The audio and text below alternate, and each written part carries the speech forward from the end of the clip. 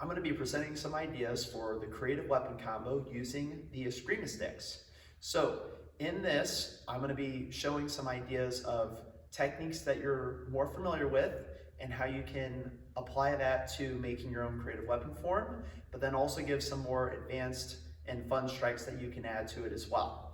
So to begin with, we have all of our previous Escrima stick combos that we've worked on, okay? We've worked on things like doing the warm-up combo that's, back and forth, where I can work this into doing kind of holding at the strike, say to a target area and stopping it, okay? And then reversing it back. We've also got our combo one that we do kind of a down, up, like this. Now, instead of just in the form staying still, you can end up moving with your motions a little bit more. So say I, for example, step and go down, but then I step through the other foot. See how I'm kind of coordinating those strikes where instead of being, again, just kind of positioned in the same spot, I can try to do it where I'm moving forward with it, okay? So again, if I go here, bam, bam, boom, boom, okay? If I was doing something like combo 3, then instead of it just being here in front, I can use this as a way to turn and to go, say, into another direction with that combo, okay? Or if I was doing combo 2, again, we've done that before where it's kind of that high, low, high. Again, if I wanted to go kind of 1, 2, and then maybe I change it up and I throw in another /3 with that other side stepping in, okay? So it doesn't always need to be the exact same in which that you've practiced your review combos before. You can kind of get creative about how you step with them as well. Then of course, there's more just, single strikes you can do, like simple ones like hammer, lunge, sweep, then maybe you come back up across towards the head, okay? Those are some other kinds of basic striking motions you can do along with all the different combos that we practice as well. Then kind of getting into some more fun and advanced stuff. Well, this isn't, I would say, too complicated, but on a slash that comes across, you can turn it over your head, and then come through again. So it's kind of a helicopter slash is what we call that.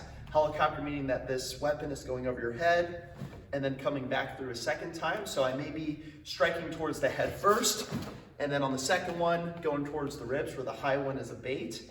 And then something I like to add to this combo to make it more fun is that whenever that last strike comes through, you notice how I like to kind of step on the second strike doing that. So I can kind of be in place on the first motion, but then when it helicopters, then I step through. And once you step with this foot, you can add a spin to it, taking your back foot, and I just turn that across, and then with the other hand strike.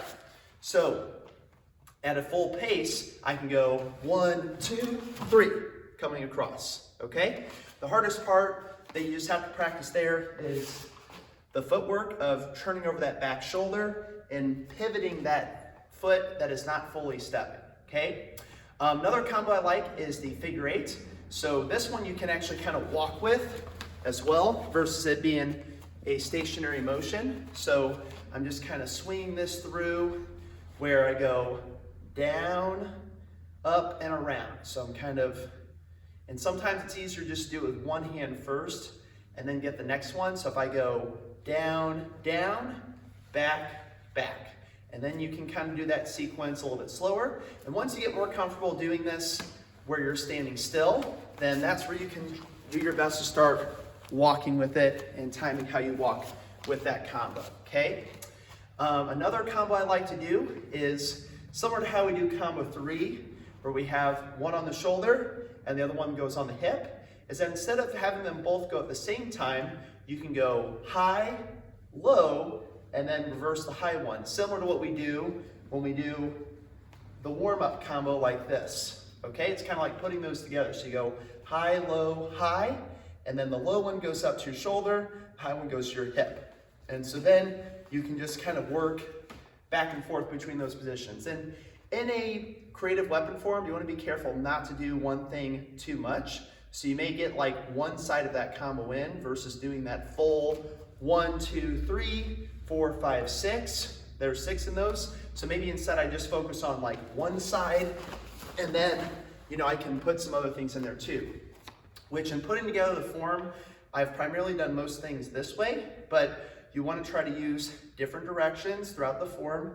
You want it to be approximately 20 motions, and you can have up to 20% of the motions be kicks. In other words, 16 of the motions need to be done with the weapon, and 4 of them need to be done, or can be done with kicks. You don't have to use kicks, but there's some fun opportunities that you can use them as you're doing your form. So those are some ideas for our Escrima stick creative weapon form.